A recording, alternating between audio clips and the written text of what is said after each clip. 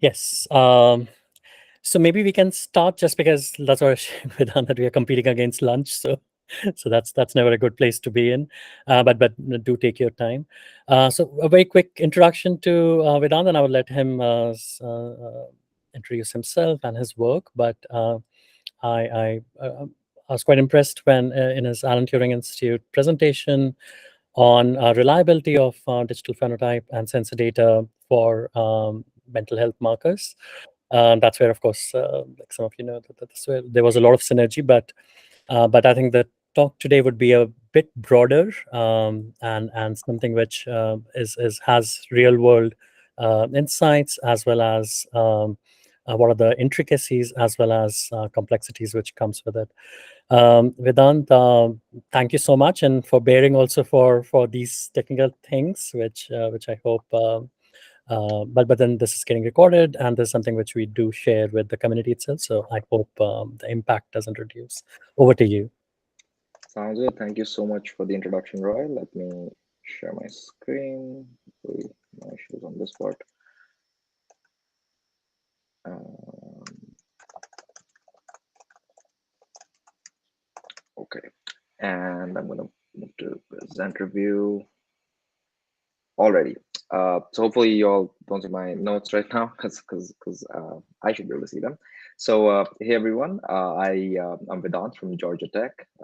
It's my well, it's technically my final year of my PhD. So I'm really glad that I'm actually able to talk more about my research and about to wrap up everything. So through this presentation, which is about passive sensing frameworks for the future of information workers, what I'm trying to do is give you all a overview and a summary of the different projects I have done. And the idea is through this talk, I can invigorate some new research discussions, learn from all of your expertise and get some more insight to my own work, and possibly, chart a plan of how do we actually think about the future of work. So a little bit about me, as I've already said, I'm a PhD student at Georgia Tech.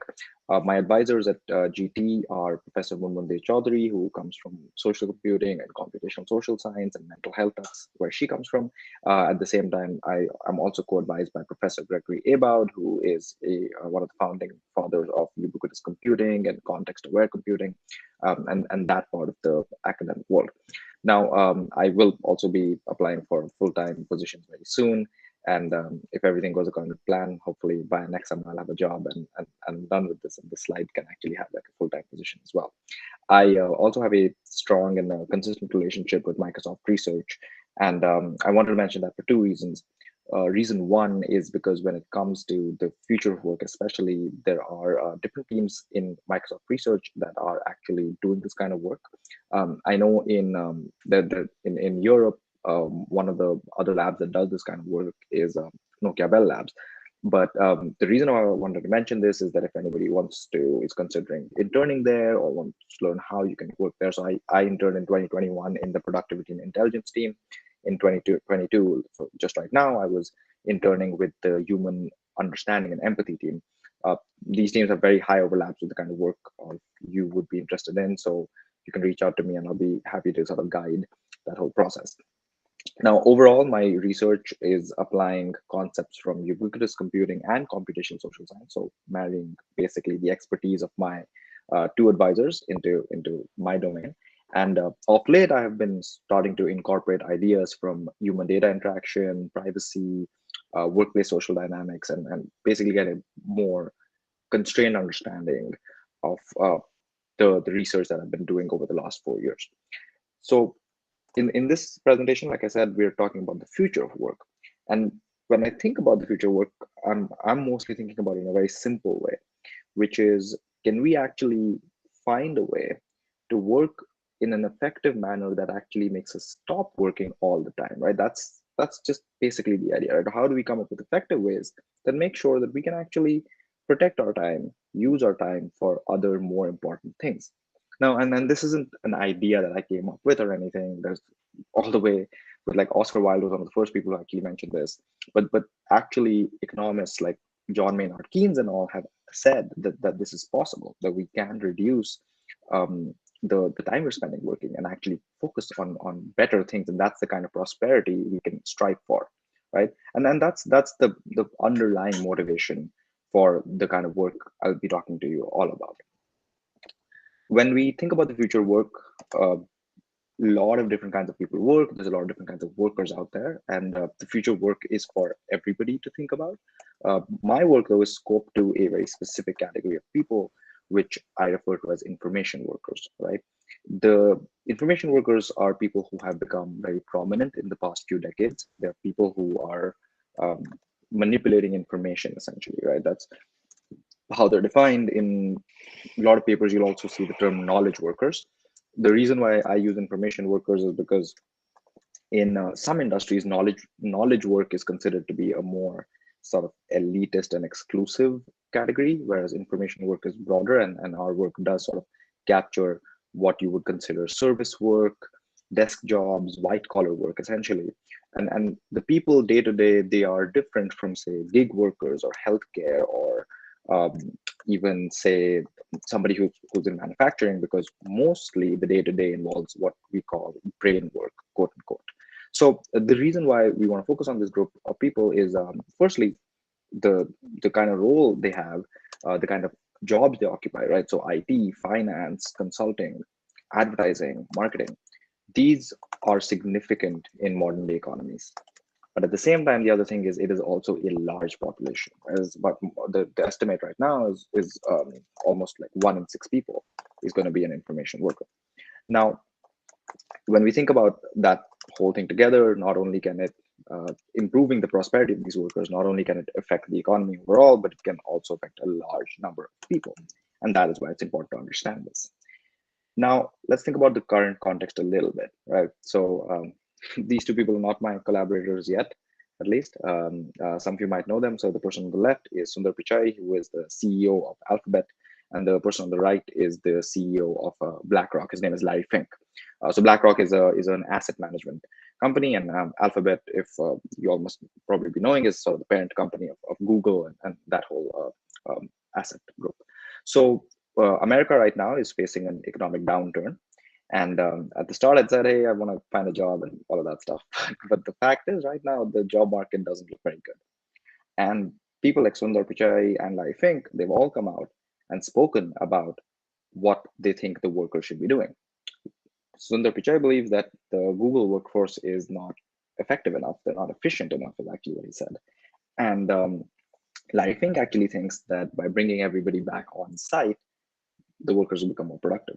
So naturally, companies, they have a reason to be concerned about their workers' effectiveness. There's a vested interest in that, and naturally there will be. There is a give and take relationship over there. But when we think about the worker, it's natural for a worker to understand, well, what do they mean by more effective? What do they mean by more efficient? What do they mean by more productive? And we need to get a better understanding of all of these things in order to be able to, argue against a Sundar Pichai saying that, hey, we've been working hard enough. The problem isn't our ability, right? There's some other issue here, right? Or I'm as effective when I'm at home, or even more effective when I'm at home than I'm when I'm at work, right? So coming up with those explanations and understandings can be very empowering for workers themselves. So this talk is broadly going to be broken up into 3 phases. So first, I'm going to go into just the intro. Well, what I introduced right now was more like the teaser part. That's not the real introduction. The real introduction is going to be more about what really motivates the thesis itself.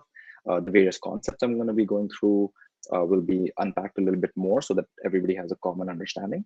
And then for the most part, I'll be talking about 5 different projects, just a little bit. So the one that Roy was talking about, that project is situated amongst these 5. But this is to give you a broader context of where the project was coming from. So in 2 phases, firstly, I will be talking about the feasibility of passive sensing. So passive sensing is a particular approach I will be talking about to understand worker effectiveness. And that's where the first 3 projects will come in.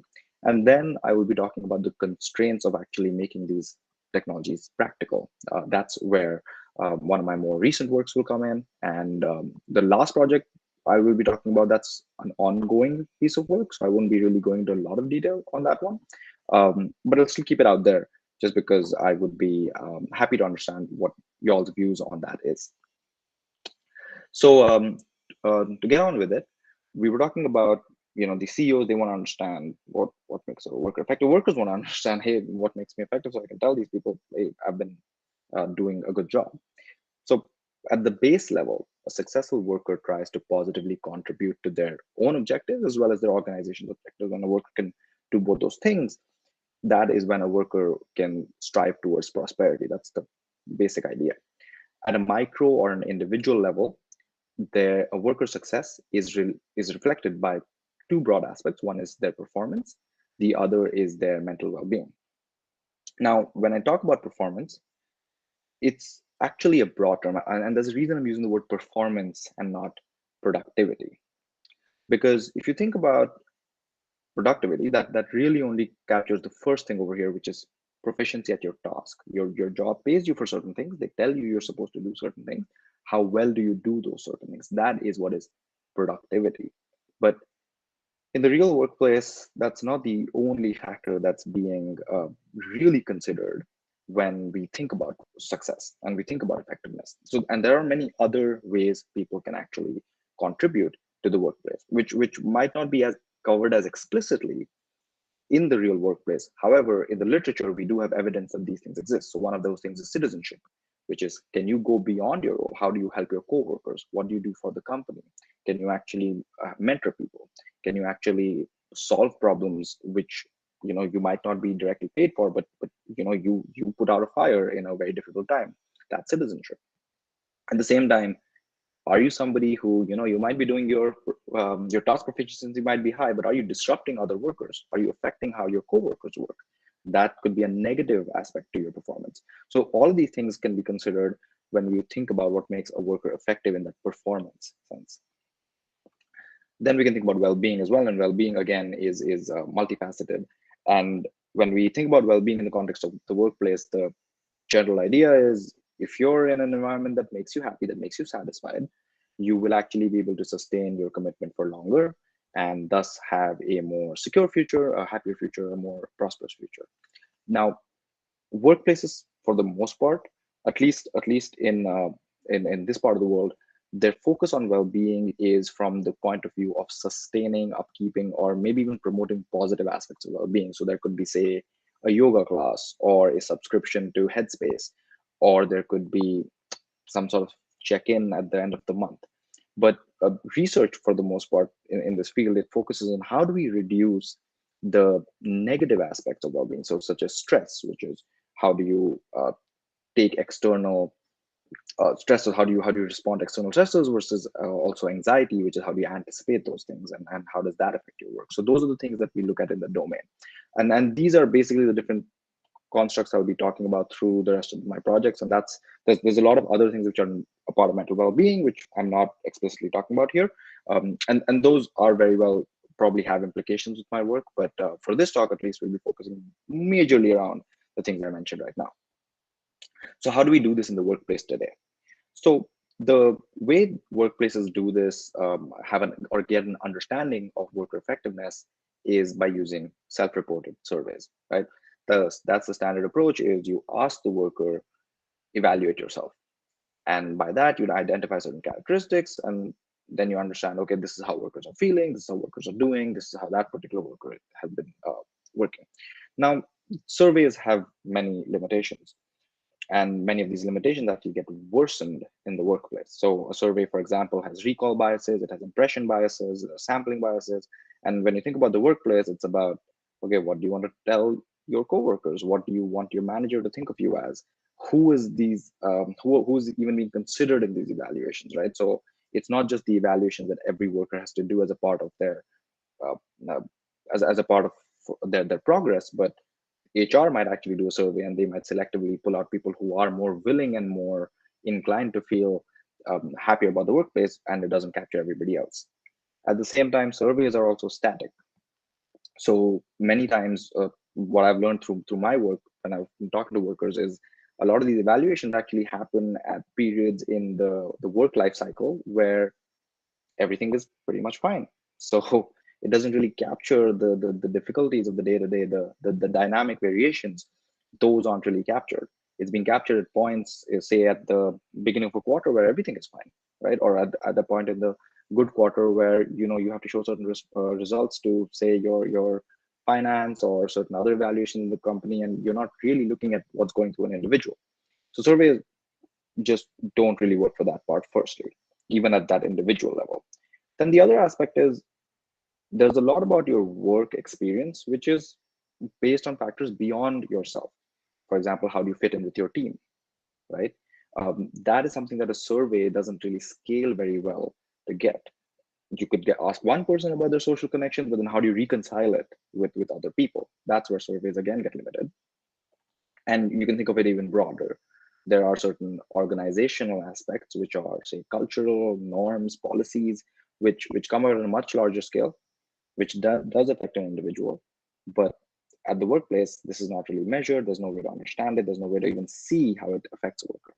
So together, if you think about this, there's an idea which is called the social ecological model, which we study for health, that framework works, but that framework of the ecological model also applies to the workplace. And the idea is that how an individual experiences the environment, that is a interplay of various personal factors as well as social factors. And so far, what I've been trying to say is that surveys alone, they're just not robust enough to describe all these aspects. So instead, what we can do is we can look towards a different approach that I'm calling passive sensing. Now, the idea of passive sensing is that you can automatically and unobtrusively record human activity with low to negligible effort. That's the passive part. With advancement in computational power, there are many ways to build sensors and way to make these sensors really, really small. But introducing a new sensor to any population, like introducing any foreign artifact to a population, it's difficult. So instead, what you can do is you can overcome that adoption hurdle by leveraging everyday digital technologies, which already surround a worker.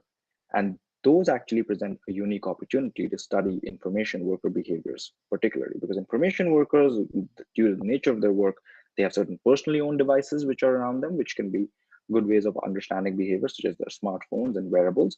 There's also other technologies which are embedded in their physical infrastructure, for example, say a Bluetooth beacon or a Wi-Fi router, but also there are digital infrastructures, right? So there's like social media or other application frameworks which you could use to sort of log certain behaviors. So that gives us one other source outside of surveys. And by leveraging that, the idea is you complement the existing method. It's not necessarily, we're not trying to say, you replace the surveys or you get rid of what's been happening, but you can get additional explanation, additional understandings of effectiveness, which we weren't being able to get before. So covering up those blind spots. So the fundamental thesis statement is that these everyday digital technologies can be repurposed as an ecological lens. So that's coming from the ecological model. And by repurposing that ecological lens, we can get an understanding of the performance and well-being of information workers. But these need to be designed within the naturalistic constraints of work. So there's broadly two parts. The first is how do we develop these passive sensing instruments reliably? So how do we come up with that ecological lens? The second part is how do we deploy these in a way that an actual workplace will willingly adopt? And I'm going to go through that through this talk or through those different projects. To give you guys some more insight before we go into the project specifically. So the first part is going to be about 3 different projects, which is about sensing the individual, then sensing teams, and then sensing organizations. So I'll be going through those 3 different things to understand that feasibility aspect. And here, it's all going to be looking at things regardless of this job specific tasks, right? So we'll be looking at different information workers, there'll be programmers, there'll be consultants, but we'll be looking at just orthogonal behaviors and social phenomena to understand that effectiveness. And once you've done that, we need to understand that demonstrating that feasibility is not enough. So passive sensing frameworks, they come with a lot of complexities, a lot of nuances. So we need to take a critical stance and understand how do we deploy these, or what would happen if we deploy these. That's pretty much where the next 2 projects will come in. Like I said before, the last project I will just be giving a very brief tease about in terms of what I'm planning on doing, just because that's something, some of it's already under review and it's really fresh and there's nothing even out there for you to refer to. But most of the projects that I'll be talking about, especially the ones over here that are highlighted in green, these are all published. You can find them on my website. I know this is going to be recorded, so if anyone's looking at this, they can pause this, they can take one of the titles here and search for it. It'll also be on my every slide that I go through. The last two projects, those I won't be going into too much detail, but those are also out there, right? So to get on with it, so we'll start with how do we use these sensing technologies for individuals, right? So one of the most standardized indicators of performance in the workplace has been personality, right? The idea is uh, personality being these set of traits can describe someone's motivations and predispositions. But the literature also says that it's not just the personality that describes an experience. However, the workplace personality, both based on literature as just well on culture and practice, has become such an important indicator that people have really not been using any other sort of behavioral phenomena to understand performance. And that's the first thing that we wanted to break. And we wanted to see if passive sensing can come in and give us that explanation to sort of give us this empirical evidence to tilt things a little bit away from personality. Because personality, people don't understand very well, this personality is very difficult to change. It takes time to change, and it's not something mutable. And what that leads to in a workplace is if you're a particular personality, you are cut out for the job. If you're not a particular personality, you're not. Doesn't give any room for mobility, but behaviors might. And that's what really motivated this work. So in this study, we would be looking at 603 information workers. And what I'm doing first over here is I actually took those 603 information workers. We had uh, surveys for each of them when they started the study. And based on that, we understood their personality traits. What's a common practice in the domain of organizational psychology is you take these personality traits and you come up with clusters. So there are 5 broad personality traits that we look at. So these are also known as the big 5 personality indicators. So there is openness, conscientiousness, extroversion, agreeableness, neuroticism. I won't be really going into detail of each one of those, but we can discuss that later. An easy way of remembering it is actually the acronym OCEAN, so OCEAN. And when you cluster these, what actually happens is you should see 3 clusters. If you take a very large sample, in our sample, we see 2 dominant clusters. So the first one is the resilient cluster, which you see in the first row over here in the heat map.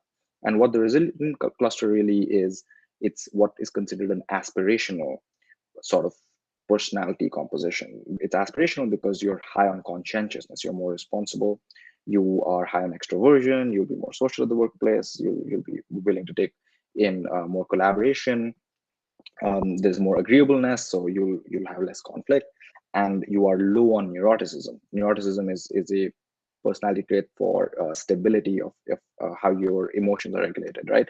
And the idea is traditionally this is what is always considered to be aspirational. In comparison, if you look at the other dominant cluster that we got, which is the under control, the exact mirror image, right? So low on everything else, but high on neuroticism, and relatively that's what's considered to be less aspirational, right?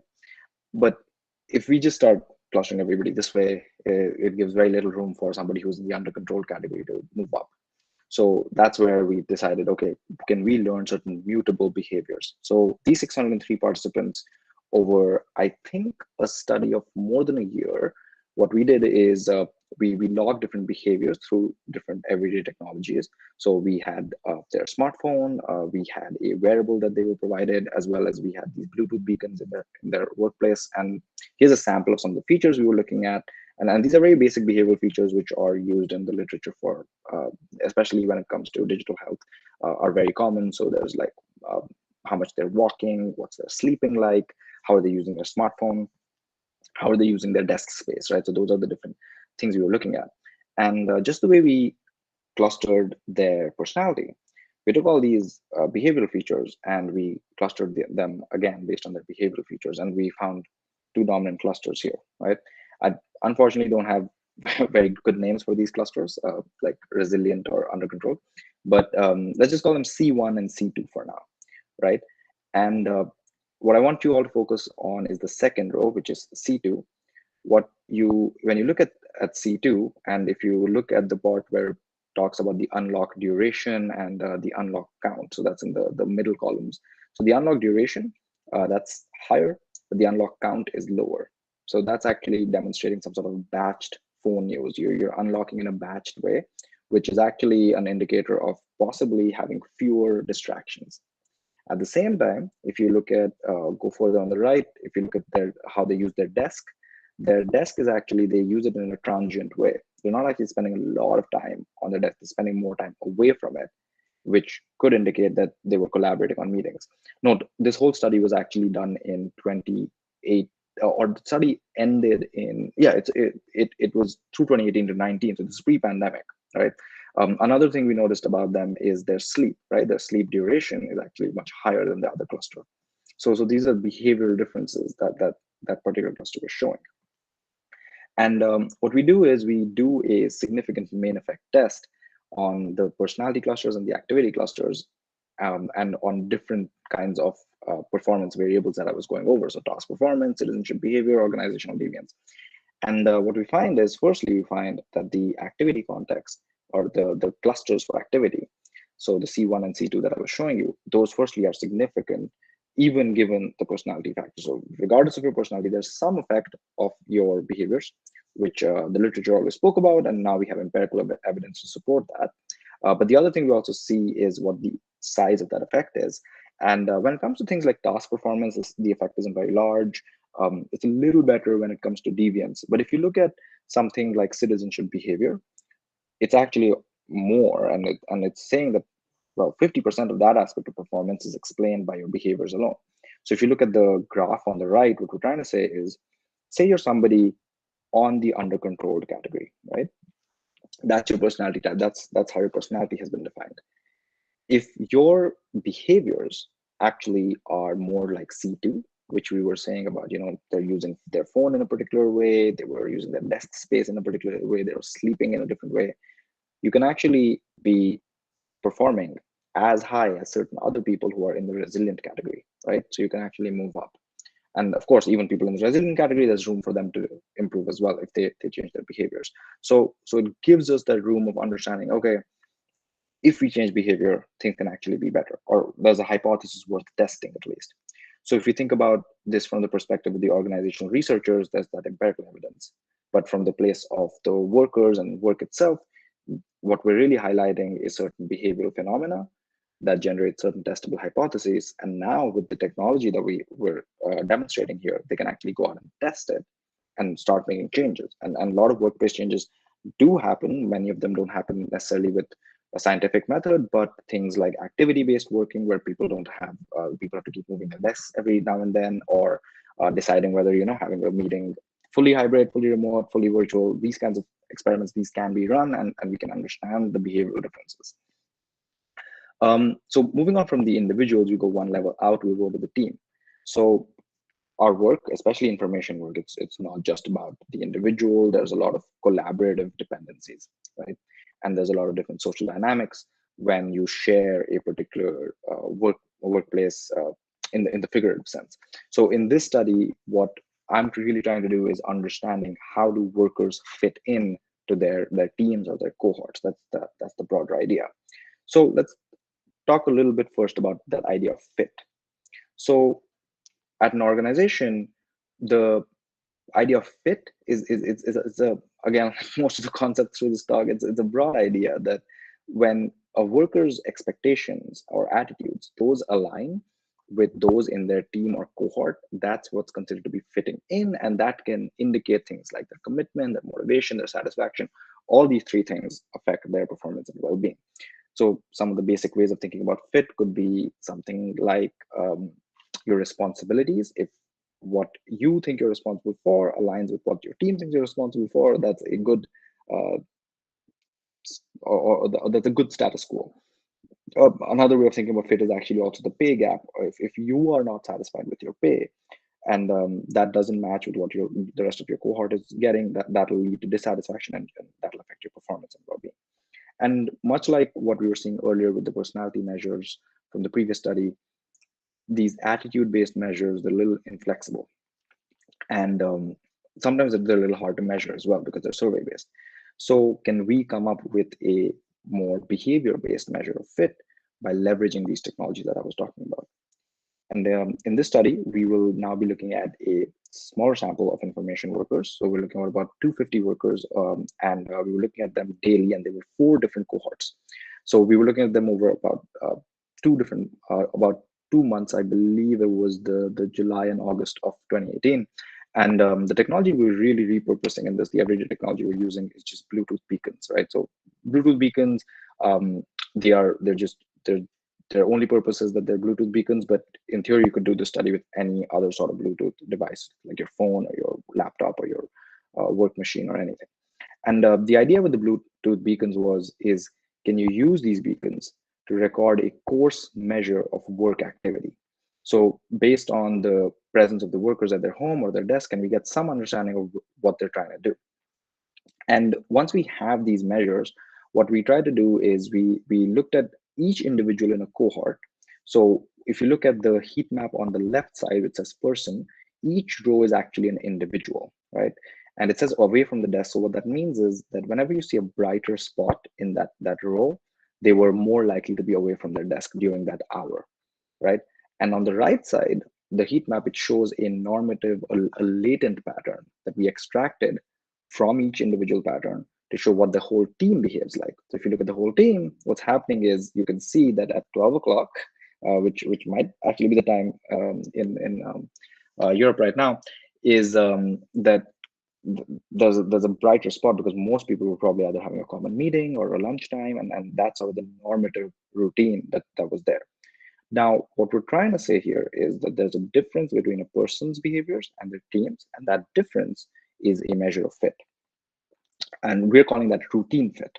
And I'm going to first show you what we learned about routine fit, because a measure of fit is only meaningful if it is indicating something about the worker's effectiveness. So we built regression models in the study. And again, we looked at different kinds of performance variables. We looked at different kinds of well-being variables. So here I'm going to just talk about task proficiency and stress.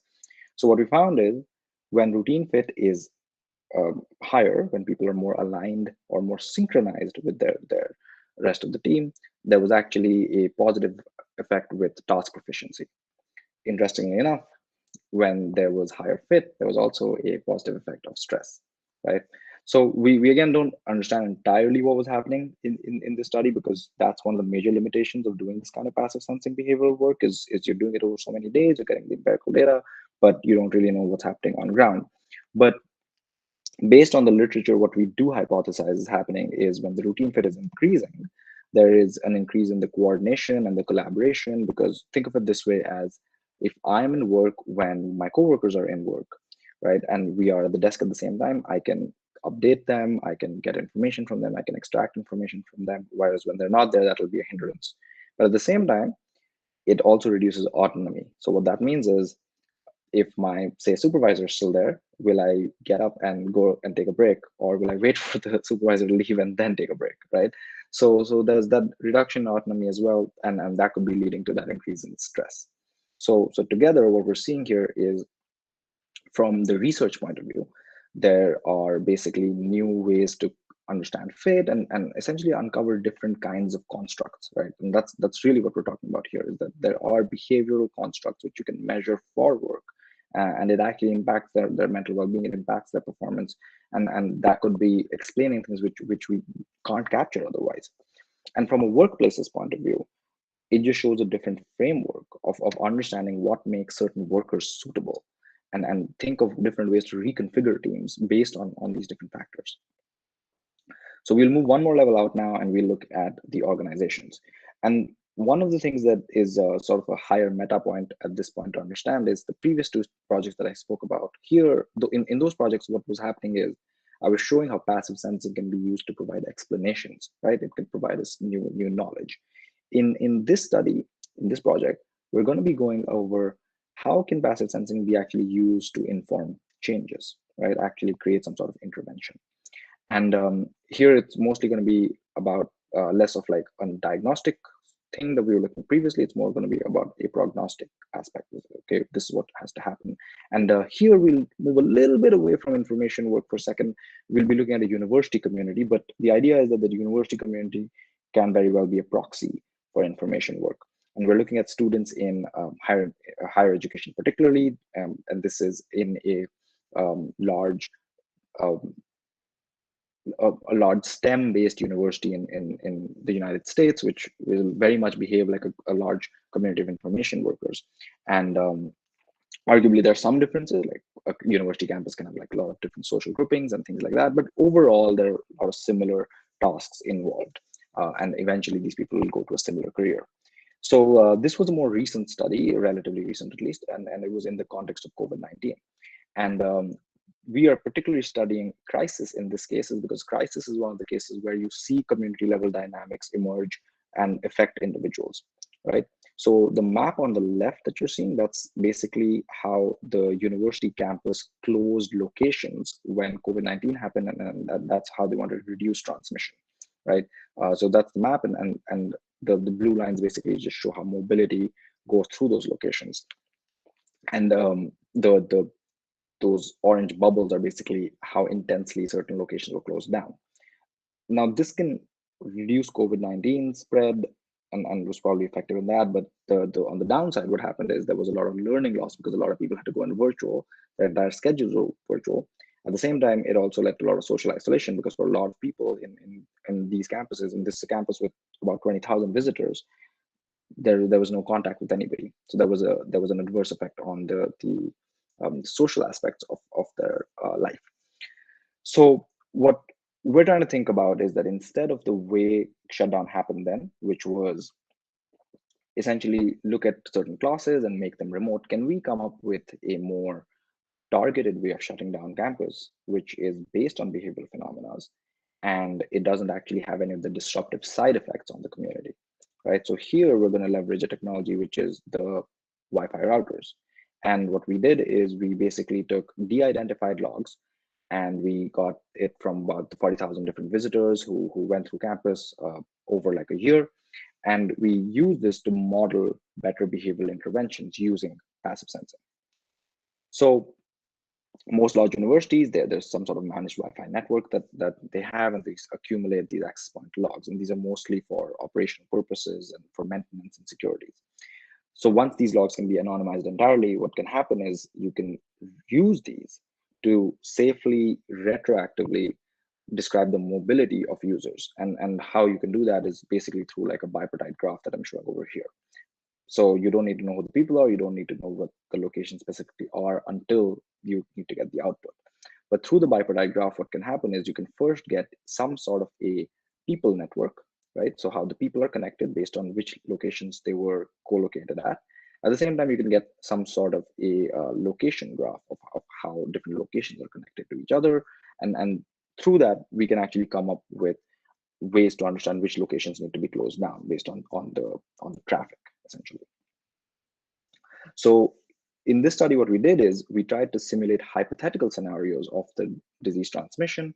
And although these were hypothetical, what we did is these simulations were all grounded in the actual behaviors described by the Wi-Fi logs, right? So we looked at how people behaved in 2019, used that as a counterfactual to understand, okay, if school would have been open during COVID, how would people behave? How would the disease go through, right?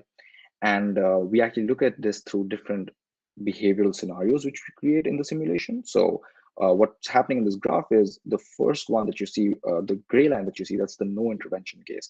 And what's happening is basically within a month, the disease is burning through the whole community and then it's coming down, right? There's just nobody else to infect in a closed system. And that's why you're seeing the decline. But what you're seeing later with the blue, the green, and the purple band is different behavioral scenarios, which is what happens when most people want to come to campus, which is what we call persistence. What happens when some people decide to avoid campus, say they are not residents on, they don't have any dormitories, or they're not living in the hostel, then they decide to not come to campus when, say, their classes are offline. Sorry, all their classes are online, or when everybody decides to do this, including the residents. So those are the three different scenarios that we're looking at. And what we see in the study really is what those bands are showing is the difference between the thing that the school was trying to do, which is the top line of the band, and the bottom line is our policies, right? So our policies were based on closing down these locations algorithmically by understanding the behaviors passively.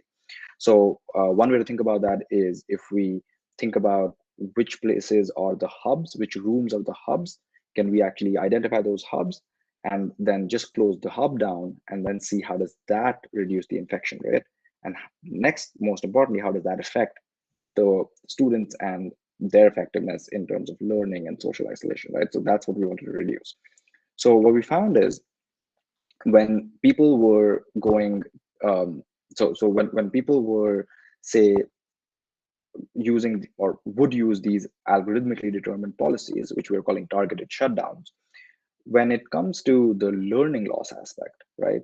The learning loss was actually much lower in all situations than just moving classes online. That's the strategy which a lot of universities try to do, is you move large classes online. But if you actually keep the classes going as they are and just selectively lock down certain locations, you can actually come up with a less disruptive way of keeping campus continuing through this process.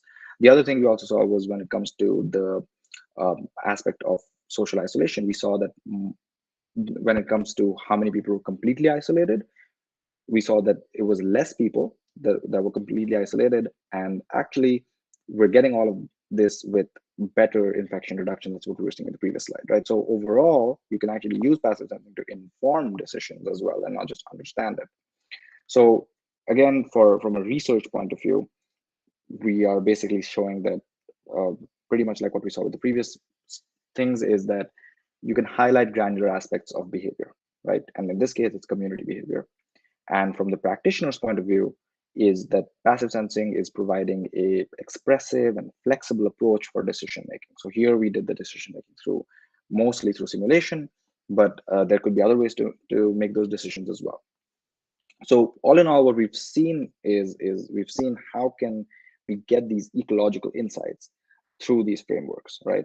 And if you remember the abstract for my talk, I actually refer to these frameworks as passive sensing enabled AI, right? Because the idea is that passive sensing data can be leveraged as input, go into an intelligent system that'll then start making decisions. So that's what I wanted to start seeing, is what would happen if those decisions start being made. And that's where I wanted to start looking at the methodological limitations, right? So what really are the constraints? What do we need to start demarcating and saying, hey, this is where passive sensing will start breaking, and this is what passive sensing can't do, right? Just like surveys before it also has its own limitations, and it's important for us to acknowledge those limitations. And that brings me to my project about what Roy was also referring to at the start, which is about the semantic gap, and that's something that was published at CHI very recently. I gave a presentation at the Alan Turing Institute about this as well. So those presentations are a little deeper, and you can dig those up as well as the papers out, and you can look into it. But I want to talk about it in the context of what all I've said about workers and the kinds of different ecological ways you can understand them. So the idea is that so far, passive sensing, all of it was about the ground truth, right? It's about the ground truth in all those studies was based on some sort of survey-based understanding, right? So the performance was measured, that was the ground truth. The well-being, that was through self-report surveys as well. Even in the study with COVID, we were basically calibrating all our models essentially based on some sort of a survey-based ground truth, right? So surveys, those are the ground truth, and we use that. We take a bunch of features that we collect, and then we are essentially badgering our features down until they somehow can explain or model the ground truth. That's always how these studies work. So let's dial back a little bit and see what I mean by that. So you take passively collected data and you're modeling all these surveys, and that way you are trying to explain something like, say, mental well-being or performance. In this project, I'll only be talking about the mental well-being aspect, but what's important to understand is that the ground truth through surveys is a gold standard, which is just typically used in all these kinds of studies, right? But there's a challenge with this kind of reliance on the survey-based ground truth.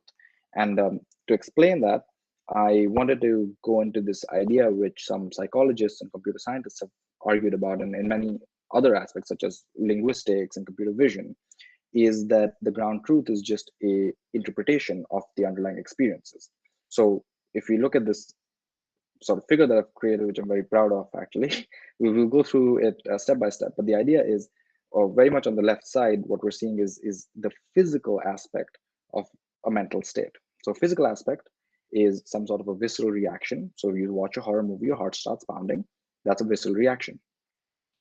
Now, there's also a psychosocial aspect of your mental state.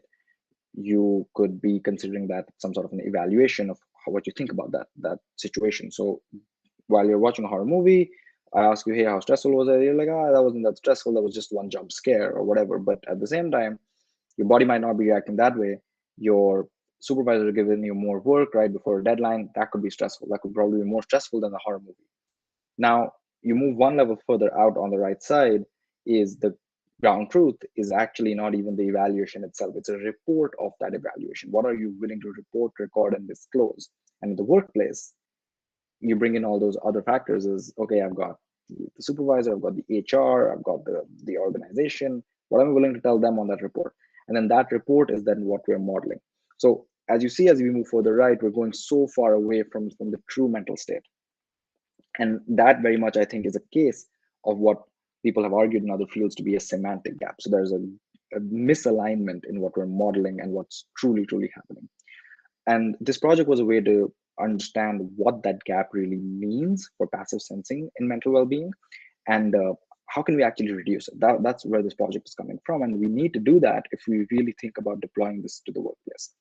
So what's happening here is that when we think about the semantic gap, like I said, it's a misalignment in computational signals and the underlying representation you're trying to model. Now, this alignment can reduce, the semantic gap itself can reduce when we get a bunch of signals and a representation which are naturally aligned. So when we think about self-reports, there are various social aspects that I spoke about, right? Like, how do you want to present yourself? Now, when you try to model, say, activity like sleep or walking or phone use, those are things that we've seen before in my first project, if you remember. Now, those things might not necessarily be as aligned to how somebody wants to present themselves. So what I hypothesized is, okay, what if we take something like language on social media? Language on social media also is influenced by a similar social aspects such as self-disclosure and self-censorship. So I have hypothesized that if I make a model with online language, I'll be able to predict the subjective self-reports better.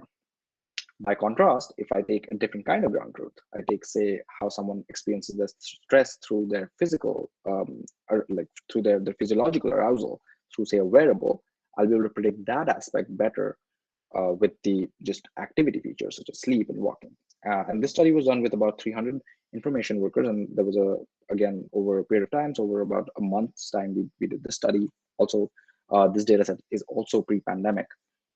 And a bunch of the features that we looked at are the same features we saw before, but now we also have a bunch of online language features, right? So we're looking at their how they use their or how do they verbally express themselves. So there's the sentiment, but there's also like psycholinguistic features. So what are the certain lexical aspects or attributes of their posts and their content online? And there's also a bunch of features which are just based on open vocabulary, which is the words people tend to use more or less. And when we did the study, what we found is that actually both models were predicting the same underlying experience, but as hypothesized. So if you look at the table on the left, what we were seeing is that for predicting the self-reports, the column that says MSM, which is the model for social media or based on online language, there are correlations between our predicted value and the true values were much higher, and they were significantly better than what we were seeing with a model that was built on just physical activity.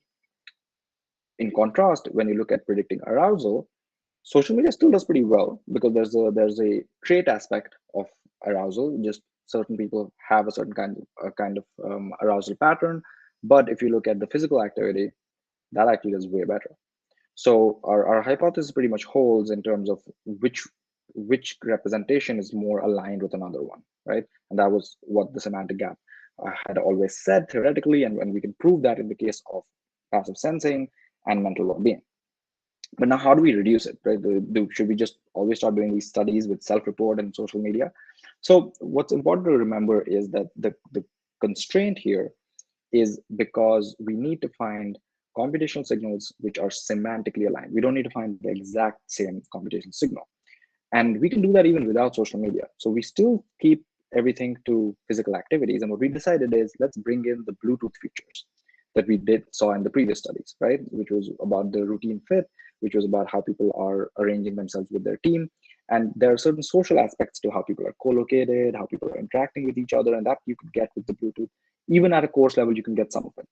And when we put those extra features into our model, so that's what you see in the rightmost column there, we see a boost in performance. And it's not over here on this slide, but you can look at the paper. When we add those features to social media, it doesn't really do anything. So the social media models are saturated, but you can improve your other model by bringing in that additional information, that additional social aspect when you're predicting self-reports. It doesn't work when you're trying to predict arousal. So from a research point of view, it's important because it helps us understand ground truth, right? It understands what we're trying to measure, how it can be affected, the nuances that change what it is. And then from a deployment perspective, one way to think about it is, and honestly, I have the luxury in these studies to take all the features, all these sensors, and try to understand what's going on. But you might not be able to do that, right?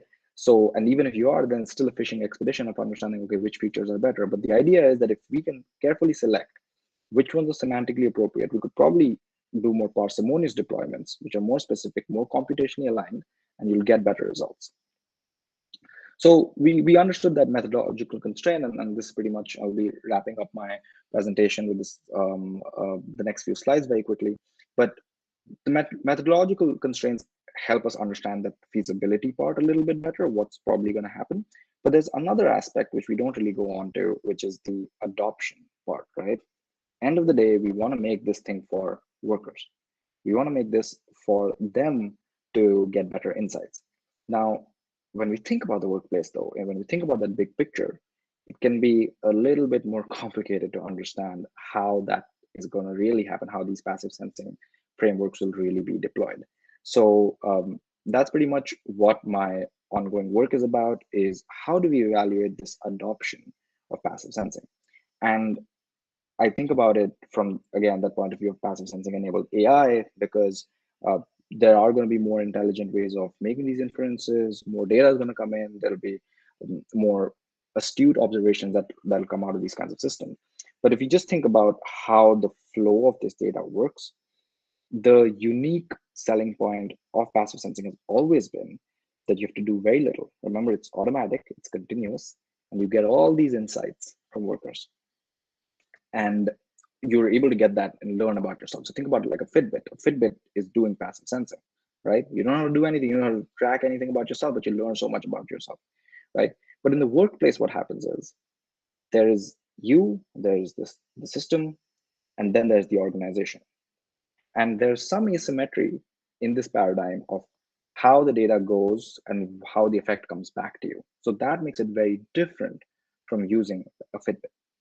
And this can create some inequities which already exist, but the involvement of passive sensing can actually make that inequity even worse. The organization might know certain things about you which you don't. The organization might start leveraging this, which you can't. But at the same time, there might be ways to make passive sensing better so that you can leverage this information and you can use this, so that not only can you actually stop this asymmetry from worsening, but actually make this asymmetry a little better and a little bit towards workers themselves. So that's sort of the hope with which you can pursue this project. And there's a quote by Jessica Vitak and Kate Shinton in one of their papers, is that whenever we generate this kind of data from passive sensing, there's a particular information flow. A lot of commercially available technologies exist right now, which are doing some sort of passive sensing. Not all of them are necessarily making the kind of inferences that I was talking about in my research and a lot of the contemporary research that's out there. But when we think about this kind of problem, you might think, hey, this is not a problem for computer scientists, right? This is about legal departments or ethics to solve. But when we build these flows, if we don't think about this, what's going to happen is that the flows will be used a particular way, and that'll lead to a particular outcome, which is why we need to start understanding these flows a little bit better. And then that's where I bring in some more human-centeredness into making these information and computational technologies. So yeah, so that's sort of the idea with the ongoing research is to take that worker-centered view. That's the sort of a human-centered perspective, and here I'm calling it worker-centered because it's about these workers, and design flows in a way that respects their interests and is sensitive to their position in a workplace paradigm. And this study is broadly broken up into two segments. The first one, which is a formative study. Here I've interviewed about 28 information workers. I've already done this part. What we did is we interviewed them originally defined hypotheses that we could then test in a summative study. But in the course of this interview, we also learned about the contextual norms that workers have when it comes to this kind of sensitive technology. And by understanding those norms in a broad sense, we kind of were able to get these, say, boundaries of how passive sensing can work, should work, how it should be considered. And then now I'm working on actually getting more specific hypotheses around the flow. And that's the summative part of the work, which will be launching soon. And here what we're really doing is, this is an example of some of the hypotheses I'm thinking about is, okay, how does passive sensing adoption change when, say, verbal data is captured versus, say, physical data, right? What happens, what's the difference when you're trying to infer performance versus well-being? Does a worker care about both those things, or do they only care about performance, right? How does it change when it goes not just to the worker, but it goes to the worker plus, say, a manager, right? How does that change the adoption? So all these different things are factors we want to vary in these flows and understand the outcomes. Now, making these actual flows is not practically feasible. There's too many different combinations that can happen. And that's why what I'm proposing here is a vignette study. And the idea with the vignette study is it's basically going to be a scenario-based survey. Different worker will have to go through a bunch of different scenarios and indicate their interest. And it's essentially a concise, compressed way of understanding these flows. And like an example of a vignette would be something which can be very simple, text-based, that it says, hey, there's an application, it uses cameras in the workspace for face recognition. With this, your team lead can assess your performance is high or low. So that's one way of thinking about it. The worker won't be shown the implicit variables, but internally we'll know what the variables are. And then you can come up with a different vignette, which would be something like, hey, instead of all of that, you can also use your personal computer. It logs your active screen events, and you actually learn more about your mental well-being. So a lot of these variables have been swapped, and you can compare how the different variables stand to affect the adoption of that overall information flow.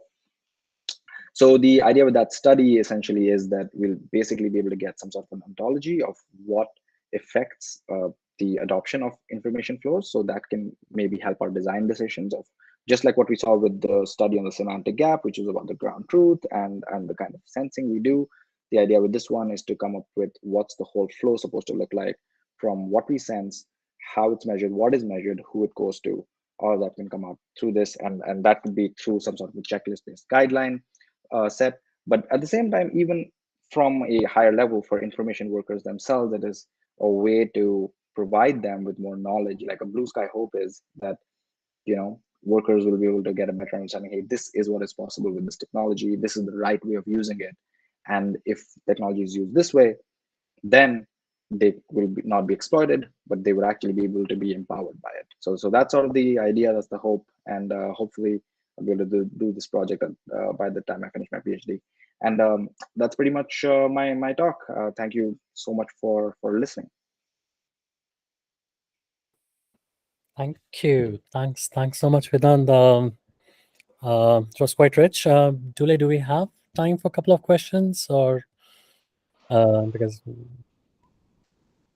Hi, thanks for the very nice talk. And well, we're way over time, but also we started very late. So it's up to people who are around. If you have any questions for Vedant, I would say go ahead with one or two.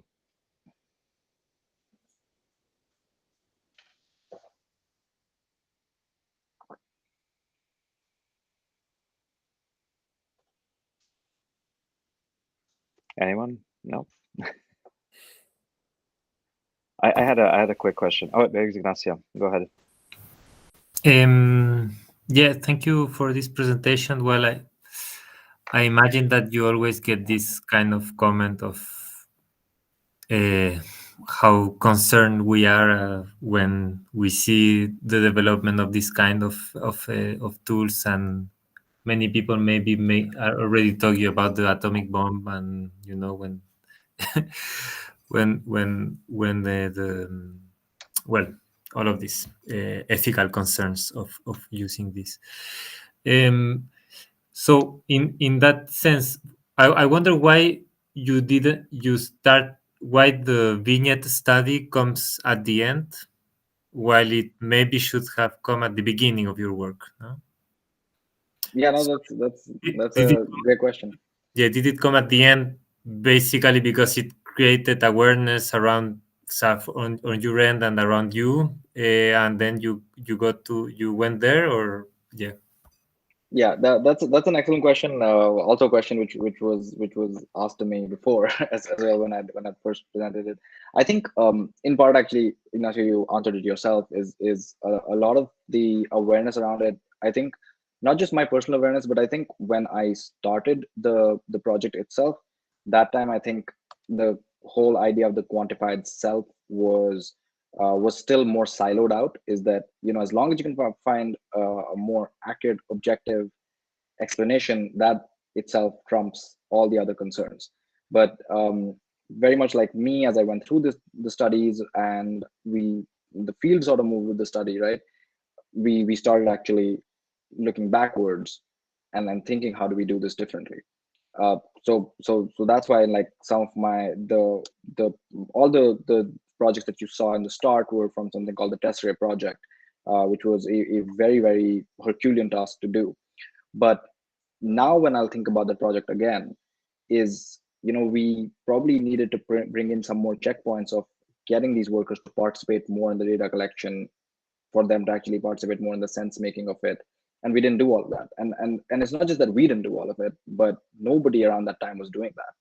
So I think it's sort of like it's kind of like I would say, lack of a better term, like maturing of our ideas, and thinking of it. I think that's kind of what led to the Vignette study happening. But the other aspect also is that the reason why the Vignette study comes in at the end is we didn't know what we were capable of doing at that point, right? So we didn't even know what those vignettes were. And right now we have a much better and a little bit more realistic projection of the future with those vignettes today than we had then. So I think that's kind of one of the reasons why it comes in now. I have another question. I'm coming from the educational world, in which there is something that is called the teaching to the test effect. So whenever you introduce at the organization level a test that will have any implication on, let's say, a teacher salary will get improved if their students are better into this test, okay? Or a student will then get better, so will pass if he get good to the test. Well, whenever you introduce a test that have a consequence on at the organization level or individual level, there is this teaching to the test effect, meaning that the practices or the way people will act will be in order to get better at the test, rather than everything will be focused to the test and not to improving education, improving quality of education. Is there any or possibility that this happens also with your systems, meaning that people will try to I don't remember exactly the term, but trying to do good at at getting a good monitoring to then get more value in their team, just in the numbers? Yeah, that's a excellent point. I actually didn't know the phrase "teaching to the test," but the ongoing research that we have, so that was preceded by a formative study where I was interviewing a bunch of information workers. So there we didn't do vignettes itself, but I was showing them certain commercially available instances of passive sensing. And one of the key sort of contextual aspects that came out of that is so again, this was not an education context, so nobody used those exact words, but one of the aspects of information work is you have the flexibility of getting your work done whichever way you like, right? You can pursue your deadlines, you can do things the way they wanted. And one of the major concerns was that they felt that when sort of these algorithmic inferences come in, right, it becomes very rigid and restrictive. Some people even use the word dehumanizing in terms of what is expected of how they do it. Some people looked at it in the sense that, oh, well, we're fine with this because we can game it, right? We know how to game this, so we're fine. But other people generally felt that they don't work the way the system rewards it, right? And one way to actually sort of alleviate that problem is of course having more diverse training sets and actually having a more personalized models and things like that. But another aspect is also having more broader understandings of effectiveness, right? So in Tesserae we had a relatively broader one compared to a lot of the studies back then, but there's a lot of things we didn't cover which are also very much important to understand. So and that'll be sort of the more data driven way to look at it. The more complementary way of looking at it, which was also suggested by some of our participants in those studies, was if the algorithm is making an inference, right, what needs to happen is me as a human being, as a stakeholder of my data, needs to be able to come in, contextualize where that's coming from, and only then does somebody get the rights of access to look at that information, right? So through those studies we were kind of seeing some sort of visions of how that those pieces of data could work and possibly alleviate some of those concerns, which would be way worse if, like, oh, the algorithm has an output, it goes to your supervisor, and your supervisor is like, oh, well, you know, Ignacio has been working less than Vedant based on some random feature, right?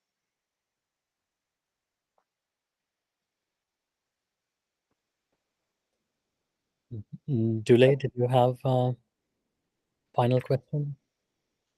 No, not. No, it's okay. Okay.